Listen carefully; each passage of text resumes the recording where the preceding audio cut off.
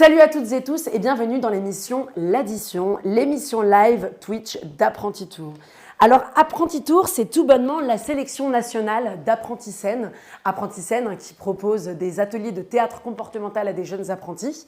C'est-à-dire qu'on sillonne les routes de France et de Navarre pour venir sélectionner un groupe par région qui participera à la finale le 18 mai au Théâtre de la Renaissance. Le but de cette émission, c'est de mettre en lumière la branche hôtel, café, restaurant en invitant des personnes et des figures inspirantes pour le métier. Et aujourd'hui, le client du jour, c'est David Zenouda. Place au client du jour. Le client du jour, David Zenouda. Alors, bonjour David Zenouda déjà. Bonjour. Bonjour David. Bonjour. Bonjour David. Alors, tu es restaurateur, Oui. entrepreneur, Oui. et tu es à l'origine de plusieurs lieux à Paris, dont Next, Mhm. Café A, Oui. Maz, Oui. Maze. Maze. Ça dépend comment tu le Sorry, prononces. sorry. Maze. Maze et évidemment la Maison Saint-Martin C'est ça. que tu gères avec tes deux enfants. C'est ça. Assez original quand même. Oui, c'est plutôt sympa à faire, ouais. Et tu as d'autres lieux comme ça? Bon, j'en ai eu d'autres. J'en ai eu beaucoup depuis maintenant presque 28 ans. Je ne vais pas faire la liste parce que je crois qu'il y a eu une quinzaine de fonds de commerce et une vingtaine de lieux éphémères. Ah oui, Ouais, à peu près. Non, une quinzaine de lieux éphémères, j'exagère. Et à chaque fois, ça a été des lieux dans des lieux assez atypiques, dans des projets qui se sont montés un peu du jour au lendemain sur des opportunités. Et puis les fonds de commerce, ça s'est ouvert parce que j'avais la possibilité de monter un café, un bar, un restaurant, une discothèque, une péniche, et un restaurant de plage. Et donc à chaque fois que j'avais l'opportunité, je l'ai fait. Après, ça a marché, ça n'a pas marché. Mais au moins, ça permet de toucher à tout et d'avoir des expériences différentes. Bah, en tout cas, tu as l'air de connaître quand même la réalité du terrain avec tous ces lieux que tu as ouverts. Et j'ai l'impression aussi que tu crois pas mal à la transmission et que c'est important pour toi. Oui, c'est même essentiel. De toute façon, il faut donner de la valeur à ce qu'on fait. Et on ne peut valoriser ce que l'on fait que si on le transmet. Alors, on le valorise soit parce qu'on revend son fonds de commerce, mais par contre, si on le transmet, c'est beaucoup plus intéressant humainement. Parce que là, on le transmet soit à un barman qui a commencé chez nous il y a une dizaine d'années, soit à des enfants, pour ce qui est de mon cas. Et donc, c'est plutôt sympa de se dire que tu as vu grandir tes enfants, mais tu continues de les voir grandir professionnellement et à tes côtés. Donc ça, c'est plutôt une jolie expérience. Merci. Je vous propose de passer à la suite avec l'addition du parcours. Alors, on va commencer par ton parcours, donc l'addition du parcours. Aujourd'hui, donc, tu es patron de café et on entend souvent des phrases comme barman ou serveur, c'est un job alimentaire ou c'est un petit job, quoi. Ma mère m'avait dit barman, c'est pas un métier. Et pourtant, voilà, j'en ai fait une profession. Moi, j'ai démarré comme beaucoup de monde par d'abord un bar que j'ai monté avec mes potes pour faire la fête avec mes potes. Donc, le projet, c'était d'abord de s'amuser, puisque moi, j'aimais beaucoup sortir. De l'âge de j'ai pu sortir et que j'ai eu l'autorisation de sortir, je suis allé dans des bars, dans des restaurants, dans des discothèques. Et j'aimais ça, je sortais tous les soirs. Donc le jour où j'ai eu l'opportunité de monter ma propre affaire, ce qui est le rêve de beaucoup de jeunes en fait, et ben, je me suis donné les moyens. C'était évidemment une autre période, une autre époque, et je me suis donné les moyens de le faire en s'associant avec deux amis dont l'un avait à la fois l'expérience parce qu'il était déjà barman, et l'autre avait l'expérience d'avoir monté une entreprise parce que très jeune, il avait déjà monté une entreprise. Donc il connaissait la gestion, la comptabilité, les rapports avec une banque. Donc j'étais bien entouré, on avait tous l'envie de se jeter à corps perdu dans ce projet qui était un petit bar. Mais c'était comme beaucoup l'envie de s'amuser, et de se faire plaisir et de faire plaisir. Mais tu avais quel âge? 27 ans. Ah oui, quand Donc même. oui, D'accord. 27 ans parce que d'abord, T'étais jeune. ben, j'ai eu la chance, bon alors j'ai eu un parcours scolaire un peu assez classique, j'ai fait un bac plus 2. J'ai fait ce qu'aujourd'hui feront des étudiants en école de commerce. Moi, j'ai fait Oui. un BTS action commerciale. Donc là, j'ai appris quelques notions de gestion, quelques notions de comptabilité, même si on oublie vite. Mais j'ai aussi appris des techniques de vente qui peuvent toujours un peu servir dans notre profession, puisque Complètement. ça reste un commerce. Et puis après avoir fait un bac+2, parce que j'avais besoin de gagner de l'argent très rapidement, donc je me suis vite mis à vendre notamment des espaces publicitaires dans un magazine qui traitait de l'actualité nocturne. Et ce magazine m'a mis de plein pied dans ce que j'aimais le plus faire, c'est-à-dire sortir. Donc c'était devenu mon métier de sortir. Donc c'était vachement sympa. Et donc pendant 5-6 ans, je suis sorti dans tous les bars, les cafés, les restaurants, les discothèques de France. Et j'ai pu à la fois voir ce qui se faisait Mm. partout en France, et puis apprendre et découvrir ce métier que j'ai toujours aimé, mais aussi qui était génétiquement en moi, parce que mes grands-parents avaient déjà des brasseries Ah, en Algérie. d'accord. Voilà. D'accord, ok. Donc c'est quand même, c'est presque génétique. Je pense qu'il doit y avoir une filiation. Moi, je sais que mes grands-parents avaient 2 brasseries, et quand ils sont arrivés en France ensuite, ils en ont ouvert une avec leur fils. Ma tante aussi en a ouvert une.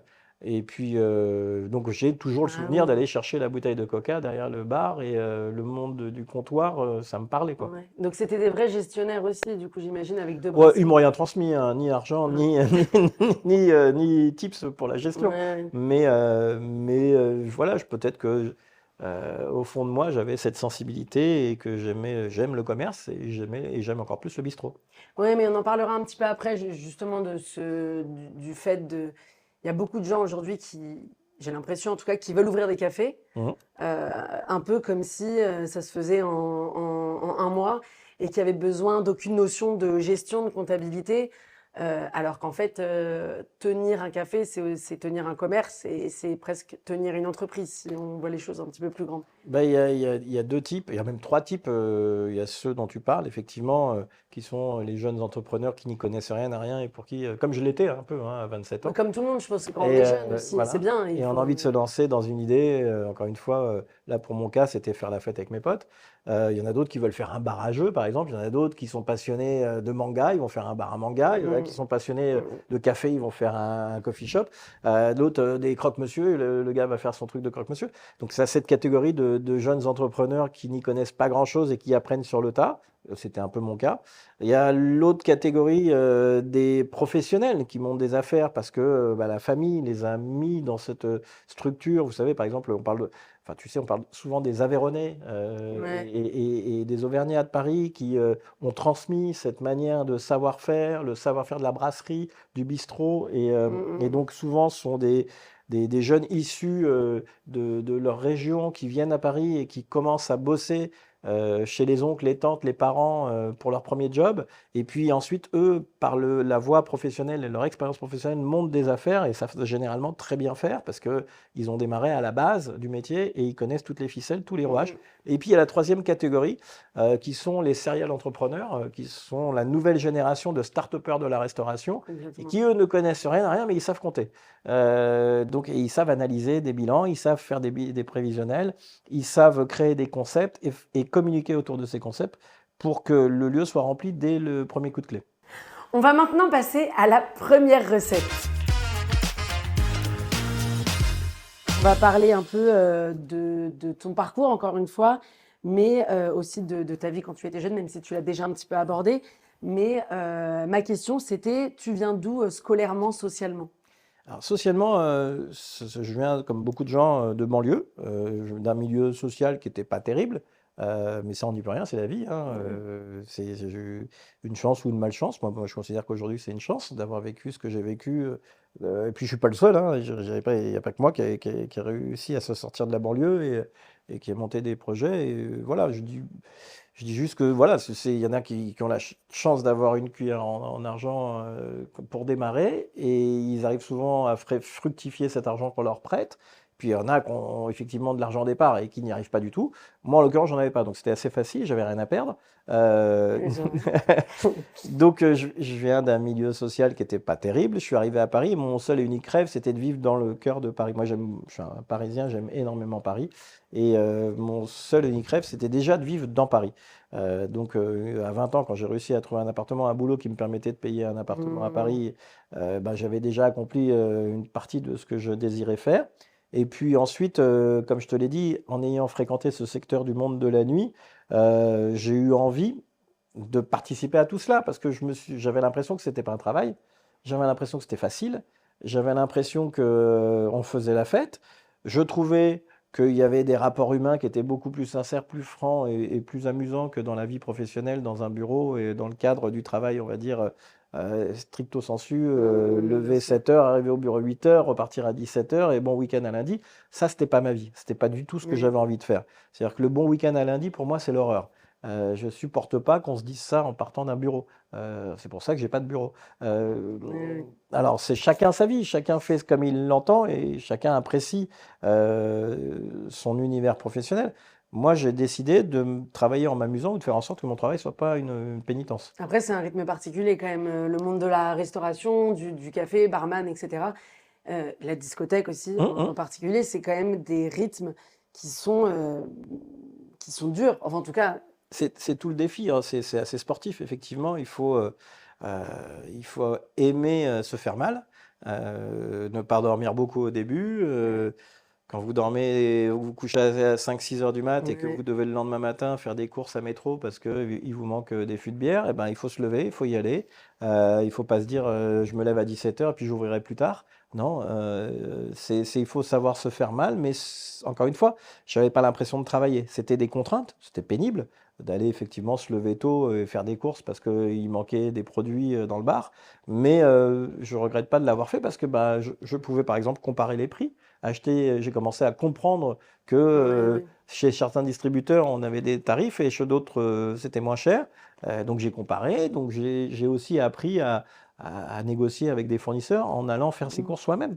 Oui, et puis c'était quelque chose aussi qui t'appartenait dans le sens où c'était ton truc. Donc Ouais, je pense bah, tout le que monde le dit, c'est quand même beaucoup mieux de travailler pour ça que pour quelqu'un oui, d'autre, c'est même si ça. on gagne moins d'argent. Et je pense que du coup, ouais, tu te lèves à 8 heures du matin s'il faut, parce que tu sais que c'est ton enfant, quoi. Ouais, c'est pour toi, enfin, c'est pour toi que tu le fais. Ouais.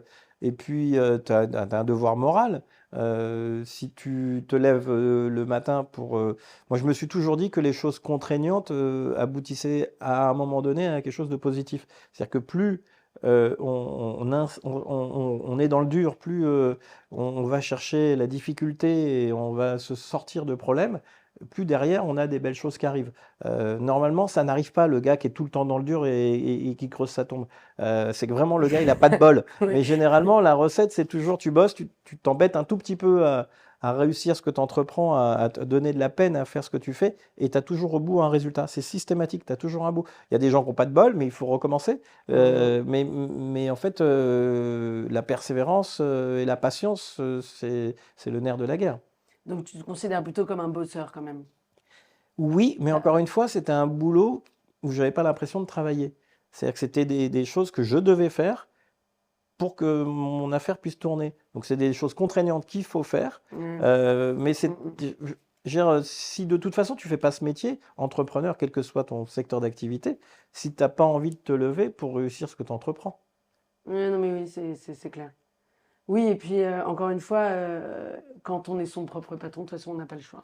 On n'a pas le choix, on est obligé d'y aller. Et puis, si on veut pouvoir flamber derrière un comptoir et de se dire, allez, cette tournée, elle est pour moi, il faut bien qu'à un moment donné, il y ait des contraintes derrière. C'est pas que du beau Puis on a très derrière envie un de faire comptoir. ça en plus. On a Ouais. très envie de le dire une fois dans sa vie, je pense.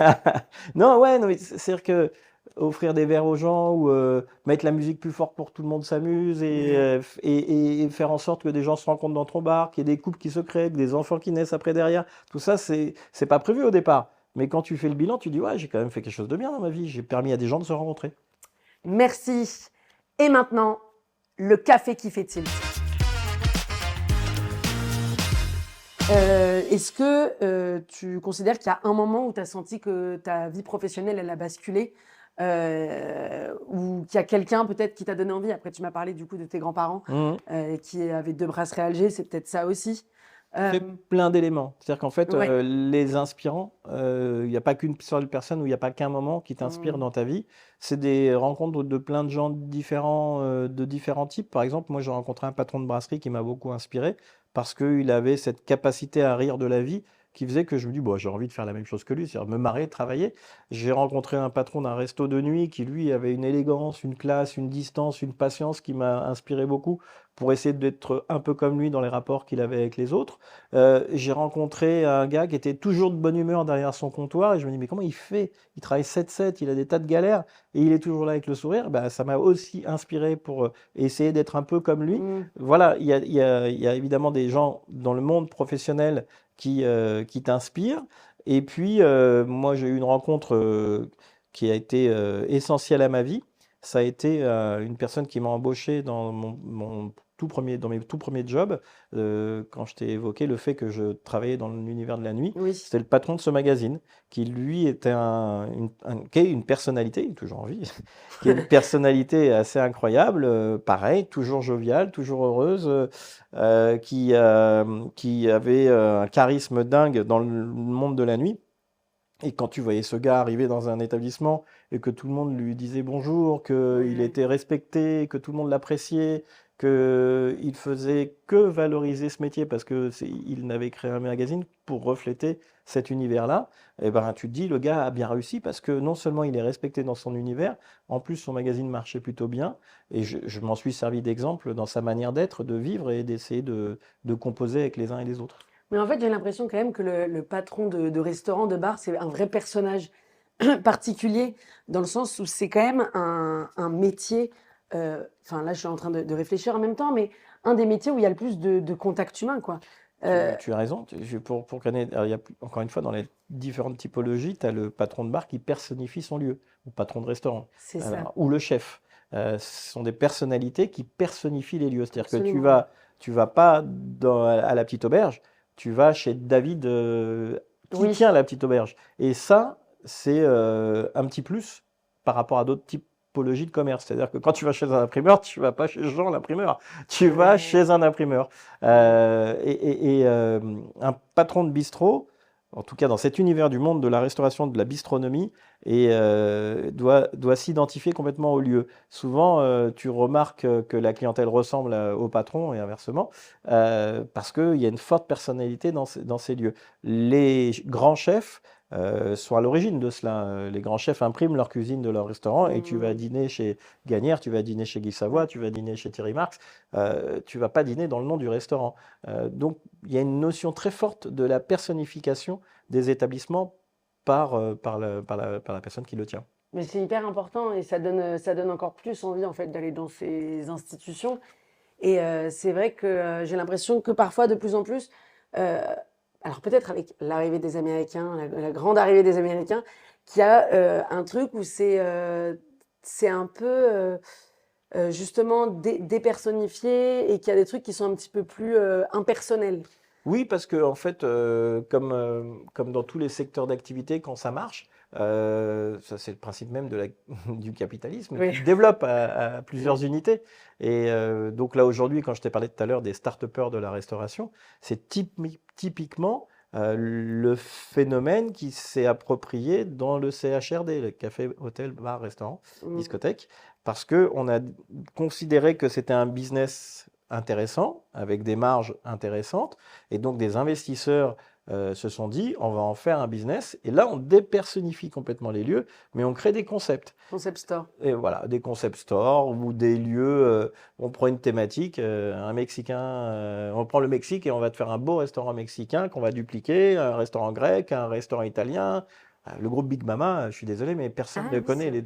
les deux gérants du groupe Big Mama. Bon, Non. certes, ils ont été médiatisés parce qu'ils ont une réussite assez incroyable, mais les gens, justement, on va pas chez Victor quand on va chez Pizza Popola ou Mm, mm, mm. dans les établissements du groupe Big Mama. On va dans un concept de restauration italienne avec un certain nombre de codes que les clients veulent retrouver. Et ils s'en foutent de connaître le Mm. patron, pour le coup.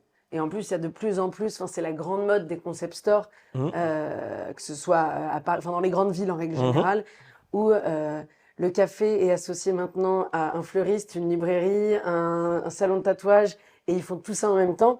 Et ça, enfin, en tout cas, moi, ça, je le vois personnellement, que ça se fait de plus en plus et qu'il y a de plus en plus de noms derrière café et que Ouais. ça devient presque des lieux, en fait, des lieux de vie, quoi. Oui, alors bah, c'est tant mieux là. Ça veut dire que notre profession a intégré d'autres secteurs d'activité et c'est des bons moyens pour donner Mm. un tout à la clientèle. Moi, je trouve que il faut pas faire non plus n'importe quoi. Oui, C'est-à-dire que après, il y a l'hygiène. Par exemple, tu peux pas faire un salon de tatouage et une dans la brasserie. cuisine de Tu la vois, brasserie. voilà. Donc ça, c'est même si ça a déjà existé. Ah, Mais voilà, tu peux pas faire. ouais. Il faut que ce soit cohérent. Aujourd'hui, on parle beaucoup et on va en reparler, je suppose, des coffee shops qui sont des concepts à part entière. Mm, mm. Mais ils sont cohérents parce qu'ils ont réfléchi, ils se sont partis d'une inspiration. Et voilà, je trouve qu'il faut rester cohérent dans la conceptualisation des lieux. Merci. Et maintenant, on va continuer l'émission avec un petit jeu, le test du patron de café. Alors, on va passer à un jeu, c'est le test du patron de café. D'accord. Donc, je vais te montrer des photos de Mhm. personnes Mhm. et tu vas me dire comme ça, instinctivement, ce que tu leur servirais comme boisson. Ah ouais, j'aime bien ça. Voilà. Donc, ça peut être à la fois, étant donné que du coup, c'est café, ça peut être un cocktail, ça peut être Mhm. un chai. Bon, il y a toutes les boissons possibles. Ouais, c'est top, ça me plaît bien, ça comme jeu. Alors, non, c'est bon. Je cache. Je les trie. Alors, très bonne idée. Alors, je vais commencer par ce personnage. Oh, bon, alors, donc Mais en- imaginons que Dalida vienne chez moi. Donc, c'est ça? Dalida arrive, oui. Bon, Dalida, elle est d'origine italienne Et égyptienne, si je et fais égyptienne. Je pense que tu lui sers un bon cappuccino, elle est heureuse. Un petit cappuccino? Ah bah ouais, et au lait d'avoine, parce qu'il faut faire attention à sa ligne. Oui, c'est vrai. Oui, un petit cappuccino pour Dalida. Au lait Ensuite, d'avoine. au lait d'avoine. Ouais. Lionel Messi. Ah, j'aurais préféré quelqu'un d'autre, mais j'aime bien quand même Messi. Bon, alors lui, un maté, c'est facile. Ah bon? Bah oui, c'est un Argentin, ils boivent que du maté. Ah ouais. Eh ouais, tu vois, je sais mieux que toi. Ouais, mais je sais pas, ouais. Le maté, pour le maté, c'est la boisson préférée Oui. des Latino-Américains. Donc, ou si tu considères que je sers un footballeur connu, on va lui servir une pizza parce qu'ils mangent tous des pizzas. Ah bon? Ouais, ils adorent les pizzas, les footballeurs. Foot, Ils savent pas foot manger. égale pizza. Ah ouais, ils savent pas manger autre chose que des pizzas. Mais c'est vrai cette théorie? Ah ouais, oui, ils vont tout le temps dans des restos italiens, ils mangent que des pizzas ou des pâtes. Bah, Mais, peut-être que ça marche du coup. Enfin, ils gardent quand même un peu ils gardent la ligne quand même avec mais des tu pizzas. regarderas, tous les joueurs professionnels, après leur match, ils veulent une pizza. Ah, j'en sais quelque chose. Faudra demander à Lionel Messi du coup. Ouais. Alors. Ah, excuse-moi, tu peux revenir sur Lionel Messi? Ah oui. Parce que Lionel Messi est un latino-américain et ils adorent les grillades et les viandes. Donc je leur servirai une bonne côte de bœuf française, limousine, pour qu'ils Ah, comparent la différence entre une viande argentine et une viande française. il préférera laquelle? Bah, il va forcément adorer la française. Alors, donc un petit maté, une côte de bœuf Ouais. et une pizza. Ouais, Pas mal. pour Alors, ses enfants. Il prendra la pizza Oui. pour ses enfants. ce personnage, Ah, Pierre Ninet, le bobo par excellence. c'est exactement pour ça que je l'ai pris. J'ai essayé de trouver un peu quelqu'un qui incarnait ce truc-là. Bah, lui, il doit faire hyper gaffe à sa ligne, donc il ne mange pas un truc gras. Ah, je lui servirais une boisson ou un plat? Peut-être les deux. Alors, je lui ferai un bol healthy, tu vois, avec du quinoa Ouais. et avec du curcuma pour qu'il fasse gaffe à sa ligne. Mhm. Parce que bah, il fait partie de cette génération de nouveaux mecs qui sont très féminisés, déconstruits. Avec ça, l'été, un petit smoothie, c'est bien un Ah oui, petit tu penses? smoothie. Bah ouais, parce qu'il faut toujours se laisser une petite part de sucré. Ou en boisson, encore une fois, pas d'alcool. Ah ouais, Euh, tu le vois pas avec une pinte? non, Ah ouais. non, bah, peut-être avec ses potes quand il est en terrasse du café. Ouais, si, tu as raison. Une pinte, Un demi? non, une pinte. En terrasse, Une une pinte. pinte avec ses potes jusqu'à pas d'heure à refaire le monde. Et un petit avec son quinoa. Voilà, En avec même son. temps. Non, mais ça c'est pour le midi. Le midi, il aura Ah. mangé son bol de quinoa. Le soir, il a rendez-vous avec ses potes. Et Nakamura. Ah, Elsie toujours. Hein. Ah ouais? Ah ouais, ouais, ouais. Mais plus personne boit d'alcool en fait. Bah, c'est un peu ça le problème. Je la vois pas boire un verre de rosé. En tout cas, Yana Nakamura. Ah, et Nakamura, un cocktail. Ah, si Un c'est un mocktail. cocktail, voilà, ça serait un mocktail et ça serait un spritz sans alcool, tu vois, à la liqueur de sureau. Parce que bon, comme maintenant c'est une star, elle peut plus boire du Coca zéro, tu vois. Coca zéro, ça va. Ouais, mais c'est Coca, c'est pas très classe, tu vois. Alors que, par contre, un mocktail, un Saint-Germain spritz sans alcool, elle serait super heureuse. Ouais. avec ses copines. Mais parce que les gens évoluent. Parce que tu bois pas la même chose à 20 qu'à 30, et puis en fonction de la condition professionnelle. C'est-à-dire que quand elle n'était pas connue, je pense qu'elle aurait pu prendre un coca. Je suis pas certain qu'aujourd'hui, dans un endroit très chic, elle prenne un coca. Et il n'y a plus le droit de prendre de coca après C'est quand on est pas qu'elle a plus le célèbre? droit, c'est que j'ai plutôt envie qu'on arrête de boire du coca, moi, perso. Ah, bah on peut prendre du cola, du Brescola. Voilà, du Brescola, si Du tu veux. Brescola. Alors, ce monsieur, Cool! qu'est-ce que tu lui sers? Ah, alors lui, du sale. Un double burger bien gras, un smash burger bien gras avec le cheese coulant. Et puis lui, évidemment, un demi-pinte de coca dans un Un coca? gobelet plastique parce qu'il n'y a rien à foutre de rien. Donc oui, et c'est très facile, lui, de le satisfaire. En plus, il doit manger toujours la même chose. Il prend pas de la bière. Ah non, il boit pas de bière, lui, il boit Ah que du bon? coca. Je crois qu'il boit pas d'alcool. Ah bon? Non, non. Petit Puis whisky? non, non, je le vois pas boire, je le vois pas boire de l'alcool, lui. Un coca. Il- La photo est offerte, hein. D'accord, je la garderai. Alors, on a donc Ernest Hemingway. Mhm. Voilà. C'est facile, ça aussi. Donc, sachant que c'est l'inventeur je vais pas dire de conneries. Donc déjà, c'était un alcoolique notoire. Hein. Ah, enfin un qui boit de l'alcool alors. Ah oui, lui adorait boire, puisque c'était malheureusement de ses défauts, ou c'est aussi pour ça qu'on se souvient de lui, à part le fait que ce soit un très Ouais. grand écrivain. Et puis il a vécu à Cuba, et il allait au Havanita del Medio, qui était le bar où on boit du mojito. Mais je crois que lui, c'était pas exactement le mojito qu'il buvait. Il a créé un cocktail, ça va me revenir au fur et à mesure de la conversation. On a créé un cocktail, et c'était pas au bar du Havanita, c'est dans un autre bar que ce cocktail a été créé. C'était dans un bar d'hôtel. Et ça va me revenir, mais je suis pas loin. Je suis Non, pas loin. c'est pas C'est pas le Tom Collins, c'est un cocktail qui a été créé spécialement pour Hemingway Hemingway. à base de rhum je crois que il y a de la pina colada dedans. Pas de la pina colada, mais je crois qu'il y a ça va me revenir. Ça va me revenir. Du lait de coco, je crois, dedans, ou une émulsion de citron. Un peu tout ça en même temps, quoi. Non, mais c'est un peu dommage que je n'arrive plus à retrouver le nom de son On cocktail. va, Mais ça va me on revenir. va retrouver. Ah oui, c'est ce que j'allais demander. J'ai deux histoires. Le Ouais. daiquiri? Et sinon, j'ai aussi le Bloody Mary qui est fait pour lui. Oh, moi, j'ai le Bloody Mary, je Moi, crois. j'avais plus le daiquiri. Ah. C'est le daiquiri, tu vois, c'est avec juste une émulsion de citron et du rhum. Et il a été créé au bar du...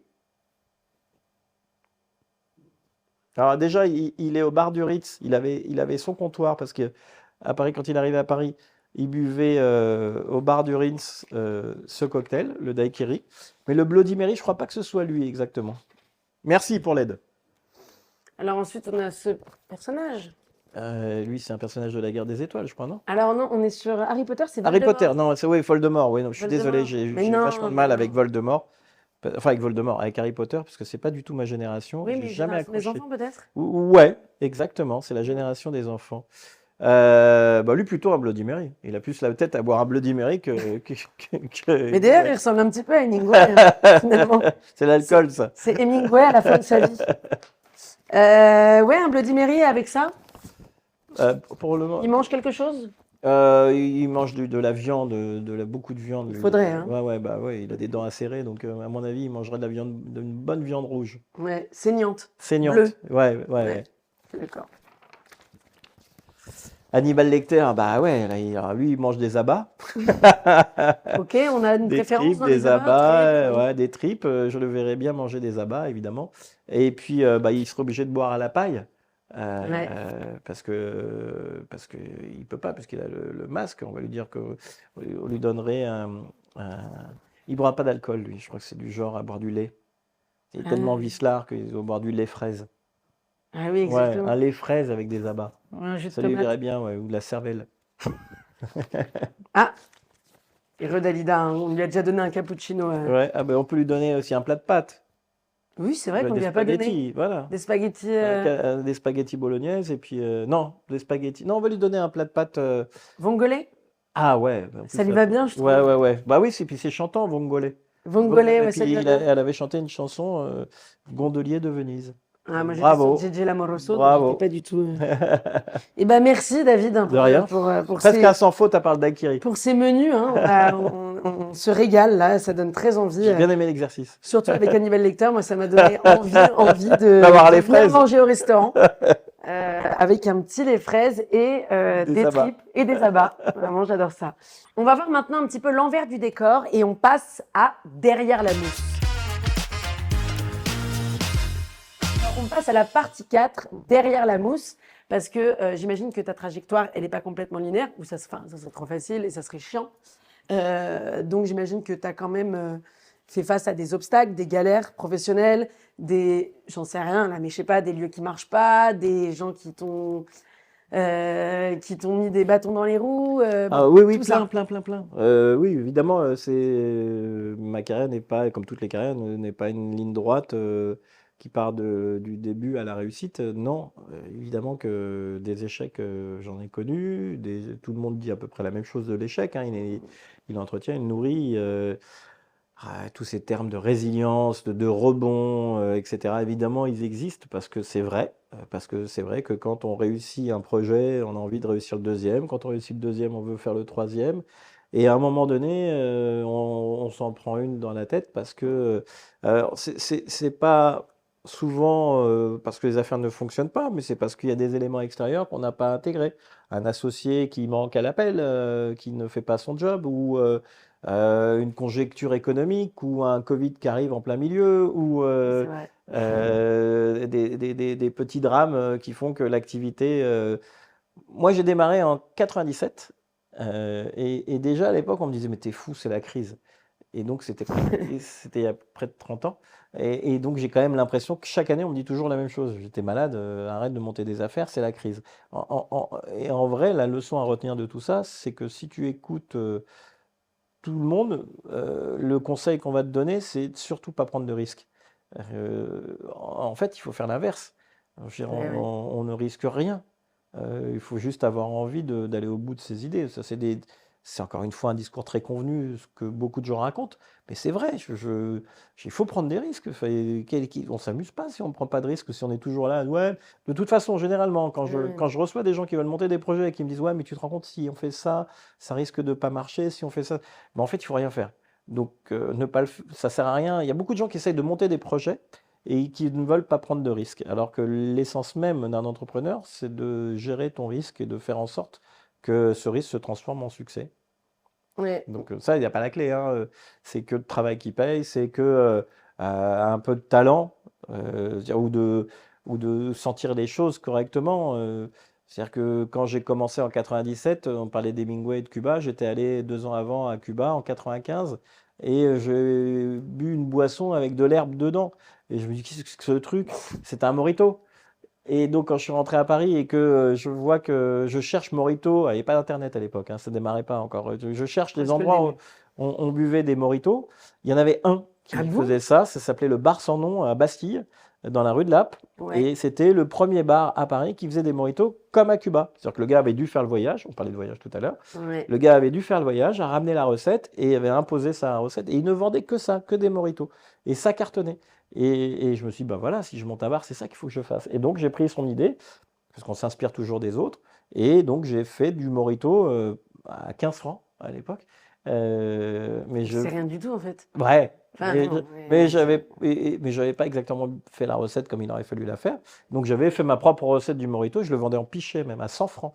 Donc, c'était un pichet de Morito d'1 litre. Et tu mettais des pailles et tout le monde buvait son c'est Morito. génial ça. Et aujourd'hui, même si on le fait aujourd'hui, ça marche. Donc, c'était le fait qu'il y ait un produit.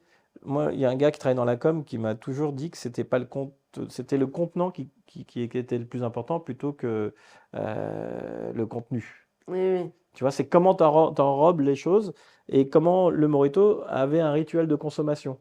Le rituel de consommation, c'est essentiel. Le gars qui voyait son verre arriver aujourd'hui, ça paraît normal, tout le monde sait ce que c'est un Morito, mais le gars qui voyait son verre arriver avec des feuilles de menthe à l'intérieur, il dit, qu'est-ce que c'est que ce truc? Pourquoi tu m'as mis du persil dans mon verre? Et donc, non, tu vas voir, ça donne un goût sympa, etc. Et ça, c'est une des premières idées, une des premières bonnes idées que j'ai eues, parce que je me suis inspiré de quelqu'un qui a eu cette meilleure idée avant moi. Bah, c'est comme quand les chai latte, tout ce qui est arrivé en France, en fait, c'était il n'y a pas si longtemps. Non. Quand on y pense, c'était il y a peut-être, bon, je dis peut-être une connerie, mais je dirais que c'est il y a 3 ans, En fait, c'est un d'abord truc comme arrivé il y ça. a une dizaine d'années grâce à l'arrivée des Starbucks. C'est-à-dire qu'on a Oui, mis du temps à le digérer, le principe du Starbucks. On en parlait tout à l'heure. Quand McDo est arrivé, il n'y avait pas de burger dans les bistrots ou dans les brasseries. mm, Il a bien fallu digérer le fait que il nous piquait de la clientèle pour se réadapter et pour se dire, mais pourquoi nous on ne ferait pas aussi les burgers? Et on a commencé à faire des burgers dans des restaurants. Et moi, je me souviens, une vingtaine d'années, aller dans un restaurant, tu allais uniquement au Hard Rock Café ou un lieu qui s'appelait le Joe Allen pour trouver des burgers à Paris, autre que dans un ouais, McDo ou dans un Quick, parce qu'il n'y avait pas encore de Burger King. Euh, mais enfin, ils étaient déjà partis et ils revenaient.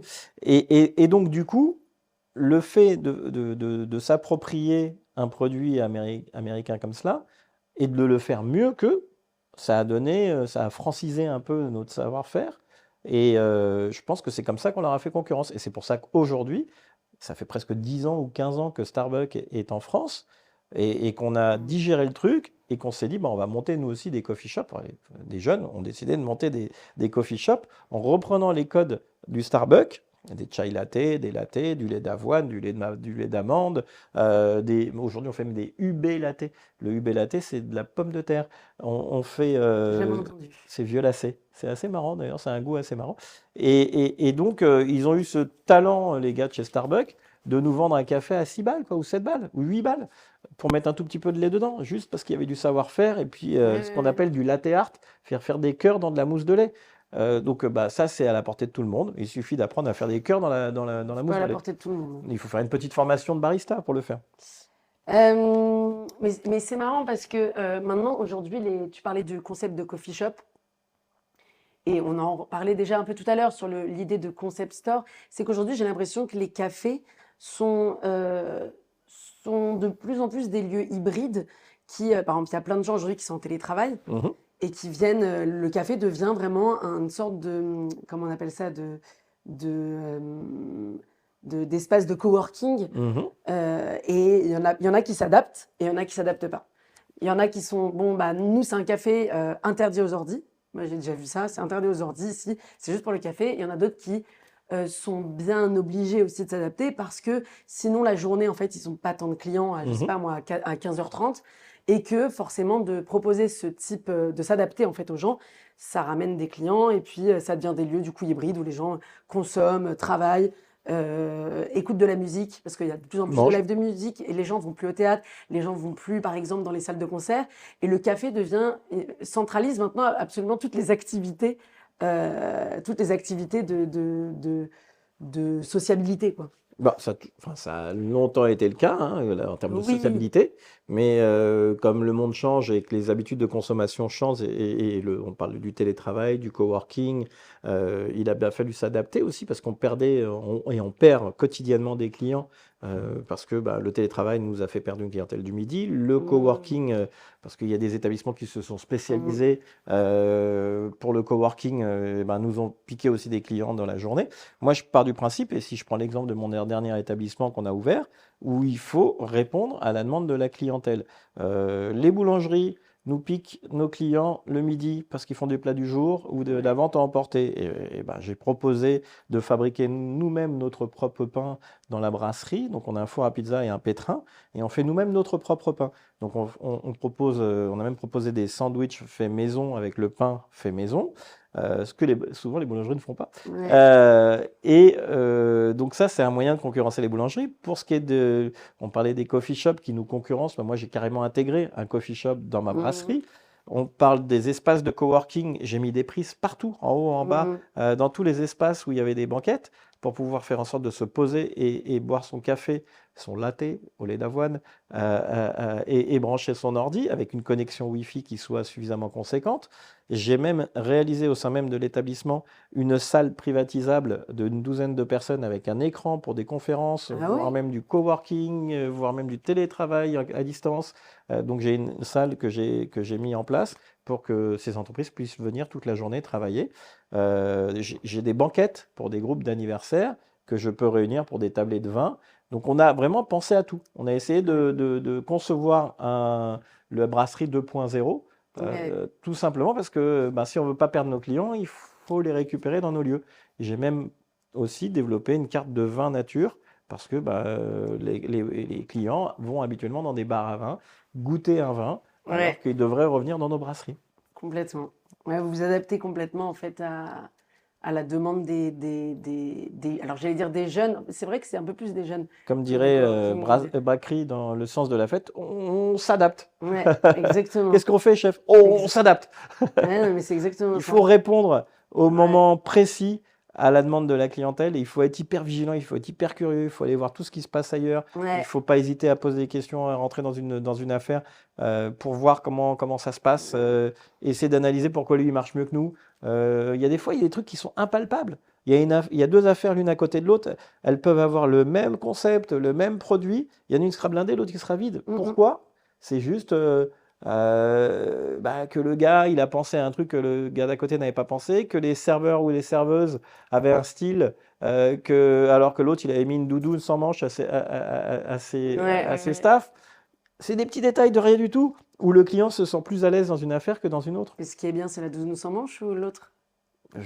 On n'en serait pas. Et maintenant, l'espresso du turfu. On va passer à l'espresso du futur. À ton avis, c'est quoi aujourd'hui le défi pour attirer des jeunes dans ce domaine, en fait, tout Pour simplement? les faire venir travailler Ouais. ou investir ou créer des affaires. Travailler dans le secteur, en tout cas, ouais, l'hôtel, café, restaurant, donc dans tous les... c'est un peu flou du coup, parce que dans tous les corps de métier, effectivement, ça peut être investisseur comme serveur, mais je dirais plus dans les métiers de l'apprentissage. Alors, déjà, il faut savoir que c'est un métier qui attire beaucoup de jeunes. Malheureusement, c'est un métier qui ne crée pas systématiquement des vocations. Alors, il peut en créer grâce à l'apprentissage, évidemment, parce que on découvre tout l'art de la brasserie, enfin, de la restauration dans sa manière générale, puisque quand on est dans une école d'apprentissage, Mm. dans ce secteur d'activité, l'objectif est de passer à la fois en cuisine, comme au service, comme à l'accueil d'un hôtel. Donc c'est hyper passionnant de connaître tous les métiers d'un secteur et ça permet déjà de choisir le sien.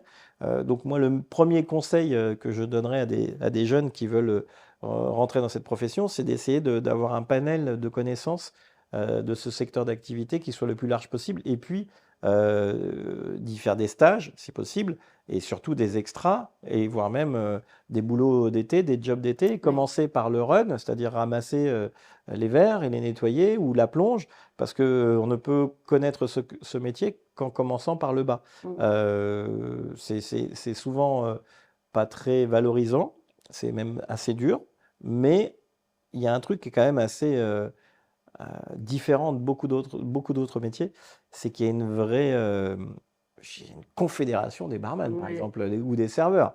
Je dirais, le gars, ils se reconnaissent quand ils vont dans un autre endroit. Ouais. Ils disent, ah, moi aussi, je suis barman, ou moi aussi, je suis serveur. Ah bah tiens, soit je te paye un café, ou soit je te mets un peu plus d'alcool dans ton verre, mais j'ai la petite attention qui fait que la confrérie des barman ou la confrérie des serveurs Ouais. opère, et des serveuses opère, parce que c'est un métier qui est difficile, mais qui est passionnant et de le partager, d'échanger avec d'autres, c'est un métier qui est très valorisant. Déjà, quand tu es posé derrière un Ouais, je comptoir, suis d'accord. tu es sur une estrade, tu es comme Ouais. sur une scène. Donc c'est un peu du cinéma, tout le monde le dit, c'est un peu du théâtre.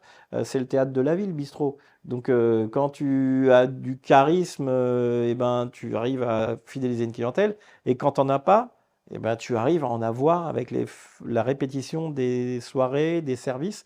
Parce que là où tu arrivais, tu disais bonjour messieurs, dames. Et ben 6 mois après, tu arrives et dis bonjour, comment ça va? C'est plus Ouais. du tout la même manière d'impacter. Et si je dois donner quelque chose qui permet, un tips qui permet de dire à des apprentis, vous allez voir, c'est un métier qui est fantastique, bah, c'est la personnalité qui change. Parce qu'on n'a plus peur de rien. Parce que quand on parle aux gens au quotidien, quand on voit 100, 200, 300 clients dans une journée, et ben la première fois, on est intimidé. Et le dernier 300e client, on va discuter avec lui, on va plaisanter. Et à la fin, on aura un pourboire parce qu'on aura bien fait notre métier. Et le pourboire est la valorisation du travail et la valorisation du service. C'est quelque chose de très beau, je trouve, qu'un client paye sa note, mais qu'en plus, il y ait une attention Ouais. particulière pour la qualité de la relation humaine qu'il a eue avec le serveur ou le barman. Mais c'est vrai que c'est toujours classe quand on arrive dans un bar ou un truc de de faire la bise au serveur, quoi. Il y a quand même, c'est quand même, c'est encore une fois, c'est un personnage quand même. Encore mieux quand tu fais la bise au patron. Ouais, Ah alors ouais, là, je connais le patron. c'est l'étape. Ouais, je connais le Mhm. patron, c'est bon, j'ai la table de d'habitude, etc. Mhm. Et même de connaître le serveur, en mode, ouais, ça va, petit Mhm. clin d'œil, on se dit bonjour, mais vite fait comme ça, c'est quand même toujours classe. C'est valorisant pour le client, puis c'est très valorisant pour l'ego du Oui, serveur ou du patron, parce qu'on a l'impression d'être oui, connu, reconnu, et si les gens reviennent, c'est la satisfaction. C'est comme un gars qui a fait un film ou une pièce de théâtre. ouais. Quand les gens viennent voir ton film, ils ont apprécié tout l'imaginaire que tu as créé pour que Mm, les gens adhèrent à ton projet. Quand tu ouais. montes un bar, un café, un restaurant, et que tu as une clientèle qui revient très régulièrement, tu dis, ouais, j'ai réussi mon coup, j'ai réussi ma Mm. pièce, j'ai réussi mon film, j'ai réussi la déco de mon lieu, j'ai réussi la qualité de mes plats, la qualité du service, ou l'atmosphère, ou la qualité de la musique, ou de la décoration, ou du décalage que j'ai proposé. En fait, c'est une Ouais. expérience, c'est presque une expérience artistique, j'en sais rien, mais en tout cas, Il y a une partie très mais artistique c'est proposer dans à la quelqu'un une mise en création scène. d'affaires. Ouais, c'est une mise en scène, c'est exactement ça. Euh, C'est dans la création d'un. Et puis tu fais passer un moment qui dure généralement entre 1h30 et 2 heures, comme la comme un durée d'un spectacle. film, Ouais. et comme un spectacle, et où, quand tu rentres, tu es souvent un peu froid, tu es un peu intimidé dans un lieu qui est assez chic, par exemple, ou Ouais. dans un restaurant. Et puis une fois que tu as pris un verre ou deux, que tu as pris tes assises et que tu es avec tes amis, ben là tu vas commencer à parler un peu plus fort et à rire. Et à la fin, tu quittes tes amis en disant on a passé une super soirée parce que le lieu était bien fait, parce que le service était bon, parce qu'on a bien mangé, et puis parce que tu as passé un agréable moment qui a Mm. été créé par la personne qui a décidé que ce lieu soit fait pour des moments comme ça. Les cafés, c'est devenu, enfin, c'est un lieu qui est hyper important dans les rapports entre les êtres humains, quoi. Parce que c'est un lieu de rencontre, c'est un lieu où il n'y a pas forcément d'objectif. En fait, on vient boire un café, mais en fait, le café, c'est un peu une excuse. Parce qu'en fait, on vient pour rencontrer les gens. Il y a aussi des gens qui viennent seuls au café, au comptoir. Euh, et c'est un lieu aussi qui est hyper important pour éviter l'isolement de certaines personnes, de personnes âgées. Là, je parle surtout aussi dans les villages. Et aujourd'hui, on en manque cruellement en France. Bien sûr. Et il y a beaucoup de personnes isolées, je dirais aussi il y a comment on pourrait dire ça, une, le café est aussi important politiquement, je veux dire, c'est-à-dire que c'est aussi un endroit où on débat, où on confronte nos idées. Donc c'est hyper important pour évoluer de toute façon. Parce que là, on a parlé beaucoup de Paris. En fait, finalement, on parle beaucoup Oui, de bien sûr. cafés, brasseries parisiennes Ou de grandes villes. ou de grandes villes. Parce Voilà, que c'est ça. les Marseille, j'en exemples se parlais tout retrouvent à dans l'heure. toutes les grandes villes. Exactement. Mais aujourd'hui, en fait, te demander ton avis justement sur ce que tu penses des cafés, des brasseries, en fait, de ces lieux dans les endroits où il n'y en a pas. Évidemment qu'on ne peut pas Mm. aller contre ce type d'initiative, et moi je considère que je suis le premier à considérer que le café est un lieu de vie, que le bistrot est un lieu de vie. D'ailleurs, il faut reconnaître au passage le travail d'un monsieur qui s'appelle Alain Fontaine, qui veut faire en sorte que le bistrot et café français les bistrots et cafés de France soient au patrimoine universel et Mm. immatériel de l'humanité. Donc ça, c'est un combat qui mène, qui devrait progressivement se décider là. Il reste deux, trois éléments pour pouvoir faire en sorte que ce soit reconnu au Ah patrimoine ouais. universel de l'humanité. Ça serait une grande réussite. Donc, on a essayé d'y contribuer, nous, au travers des syndicats. Pour ce qui est des 1000 cafés, on considère aussi que ce sont des choses extrêmement importantes. On milite, nous, puisque je suis représentant syndical, pour qu'on puisse développer des licences 4 dans des villages qui n'en avaient plus, pour que le maire puisse délivrer, et ça a été acté, décidé, et un projet de loi qui a été mis en place. Mm. C'est-à-dire que tu vas pouvoir créer des licences 4 dans des villages où il n'en existait plus. Donc ça, c'est quand même une chose extrêmement importante, que la mairie ait cette capacité à Ouais. proposer des lieux alors qu'il n'en existait plus. Donc on sait que c'est un lieu essentiel. Je ne reviens pas à ce qui s'est passé il y a 4-5 ans au moment du Covid, où on a osé nous traiter de pas essentiels. On a vu ce que ça a donné, hein. Les gens se sont rués sur les cafés et les restaurants quand ils ont réouvert. Euh, on est essentiel à une société, c'est indéniable, c'est là où la vie se débat. On le voit, là on est en période d'élection municipale, toutes les réunions des hommes et femmes politiques C'est qui ont eu lieu dans des cafés, dans des bistrots, tous, il n'y a pas une semaine qui n'a pas fait sa réunion politique dans un café, dans un bistrot. C'est le débat, c'est l'échange. On parle foot, on parle rugby, on parle de séparation, de disparition, de bonheur. On demande sa femme en mariage, on y célèbre des naissances. Là, la semaine prochaine, j'ai un baby shower. Bref, un café, ou un restaurant ou un bar, c'est un lieu de vie à part entière dans une société. Non, et puis moi je vois qu'il y a d'autres pays où il y a ce truc avec les places. Je sais que par exemple au Mexique, il y a un truc qui s'appelle le Zocalo. À Cuba aussi, il me semble, la place de la ville. Mmh. Et les gens, ils viennent justement débattre, lire le journal. Et en fait, en tout cas en France, cette place-là, c'est les cafés. Parce Ou que, même, je vais te dire mieux, il n'y a pas de place sans café. bon, et en plus, il n'y a pas de place sans café, il n'y a Tu pas de vois? café sans place. Enfin, Non, mais c'est vrai, tu non, crées oui, une oui. place à Paris, Ouais, ouais. parce que les mairies sont marrantes, elles veulent toujours faire en sorte de limiter le commerce ou les commerces qui sont un peu similaires, mais quand elles créent des aménagements et des nouvelles places, tout ce qu'elles attendent, c'est de créer de la terrasse pour les cafés qui s'y installent. Donc on voit bien que...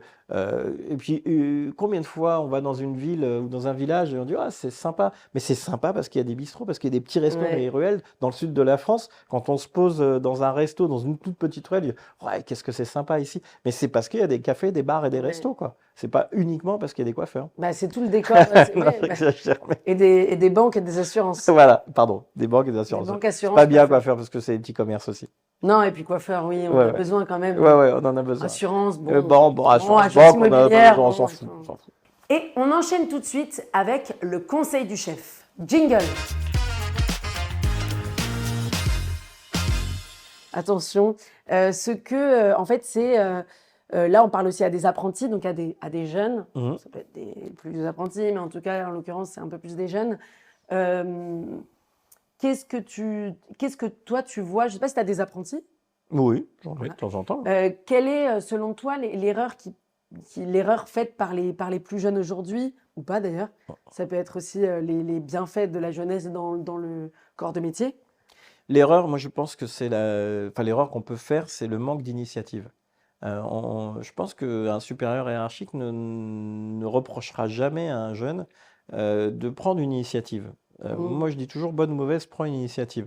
Et la deuxième chose, c'est surtout essayer de forcer sa timidité à questionner. Oser poser des questions, oser essayer de comprendre.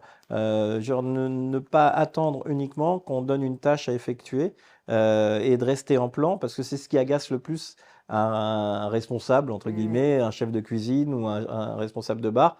Je pense que quand un jeune fait un stage dans un établissement, la prise d'initiative est hyper importante. Il faut savoir qu'il ne faut jamais rester sans rien faire. Et la troisième chose, c'est poser des questions et être curieux du Ouais. métier de l'autre. Et si tu avais 18 ans aujourd'hui, tu ferais quoi? La même chose. Exactement la même Ah chose. ouais, je ne changerai rien à rien. Je continuerai d'aller faire des billards le dimanche et boire des bières avec mes potes. Merci. Et on enchaîne avec un petit jeu mythe ou réalité. Donc, je vais te donner une phrase et tu vas me dire mythe ou réalité, évidemment. Il faut être bon à l'école pour réussir. Mythe. Ah, toi, t'étais mauvais à l'école alors. Bah, je n'étais pas mauvais, mais à un moment donné, ça me gonflait suffisamment pour me dire que j'en avais Oui. pas besoin. Ok. Les opportunités arrivent au pistonné.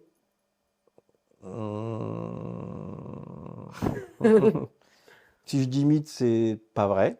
Et si je dis réalité, ce n'est pas la seule réalité.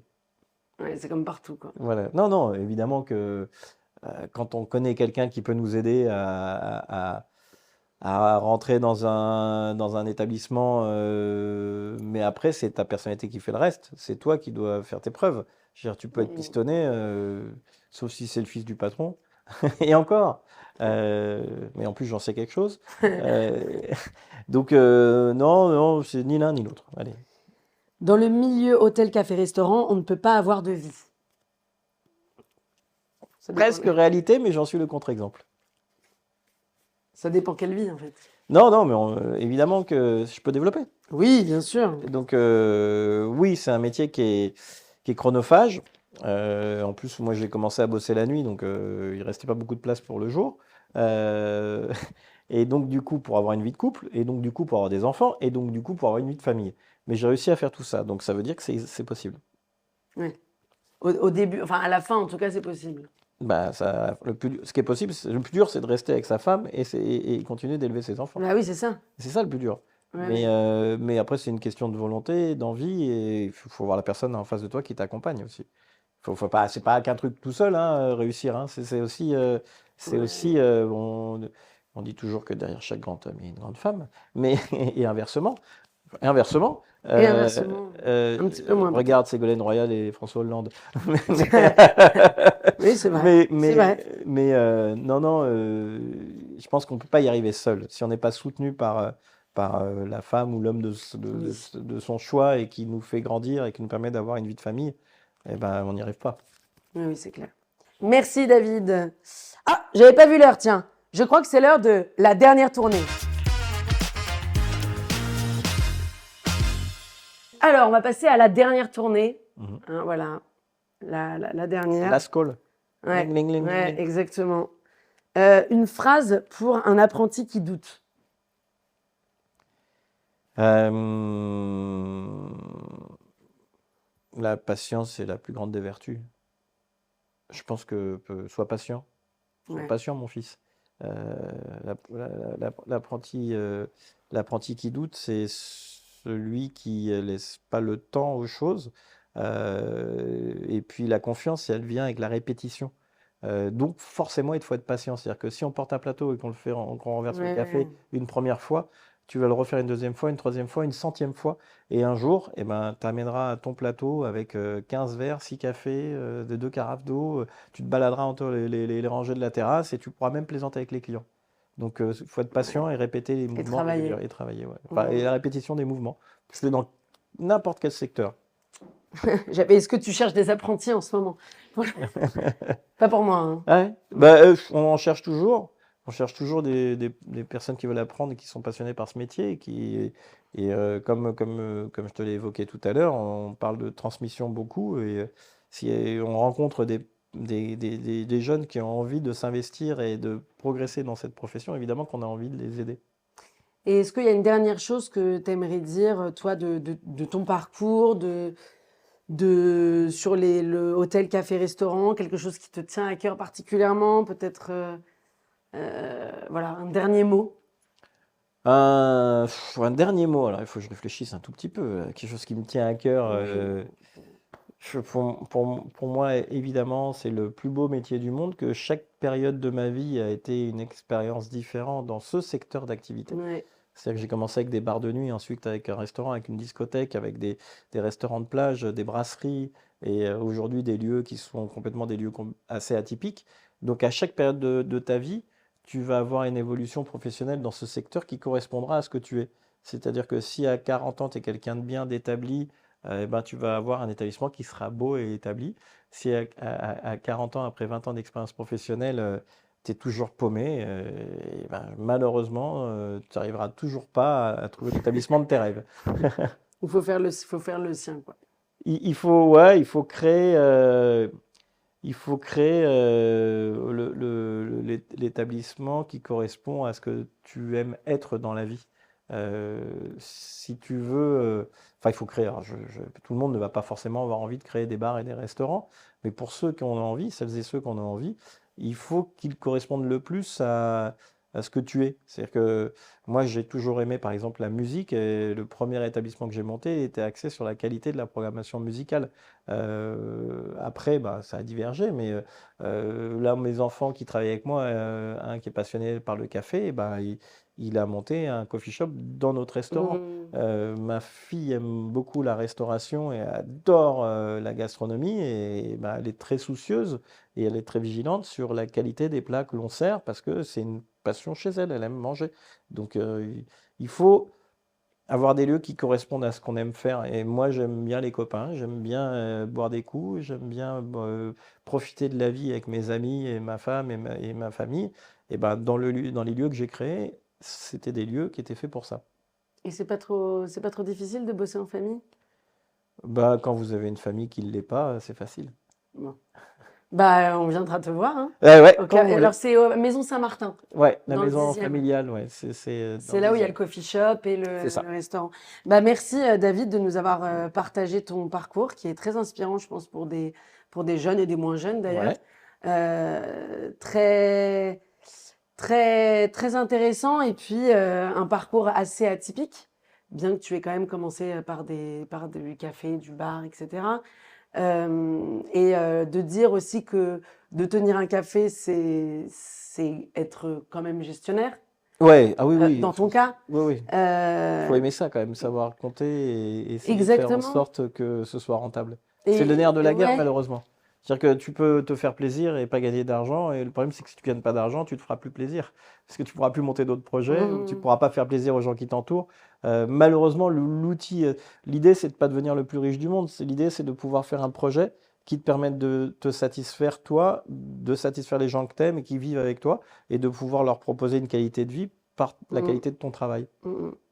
Et puis de dire aussi aux jeunes que aujourd'hui il y a plein d'opportunités d'ouvrir des cafés hors Paris, à Paris aussi Mhm. évidemment, mais en tout cas que c'est quelque chose qui n'est pas, enfin c'est un mythe que c'est bouché, quoi. Parce qu'en Non, fait, il y a des opportunités, je pense, dans beaucoup d'endroits en France, et qu'aujourd'hui il y a plein des anciennes enseignes de cafés où il n'y a rien, il n'y a personne, et ça ne demande qu'à être repris et d'être managé, de créer des concepts, il y a qu'à voir. Ouais, des concepts, il y en a partout et tout le enfin, des temps. cafés, quoi, Ouais, et des ouais. cafés qui Sans leur ressemblent et qui oublier, ressemblent aux gens ouais, sans qui oublier habitent d'y là-bas. mettre de l'âme dedans, quoi. Et Enfin, c'est ça, il exactement. faut y mettre un truc. C'est-à-dire que si tu montes un concept et que tu définis que ça suffira, non, hein, dans la Ouais. durée, ça fonctionnera pas. Ça ne peut fonctionner que si on y met un bout de notre âme. Et être aimer les gens, dans le mot aimer, il y a l'âme. Si on veut créer un lieu de vie, il faut aimer les uns et les autres et y Mm. mettre son âme. Eh bien, merci David. Merci. Au revoir. On viendra te voir au Café A, à la Maison Saint-Martin ou à Next Next et Maze. et Maze. Voilà. Voilà, à très vite. Merci. Merci à tous de nous avoir suivis. Vous pouvez regarder cette émission en rediffusion sur YouTube, notre chaîne YouTube Apprenti Scène. Et on se retrouve la prochaine fois avec un acteur de l'apprentissage, mais cette fois du secteur de l'hôtellerie. Bonne soirée à tous et à toutes.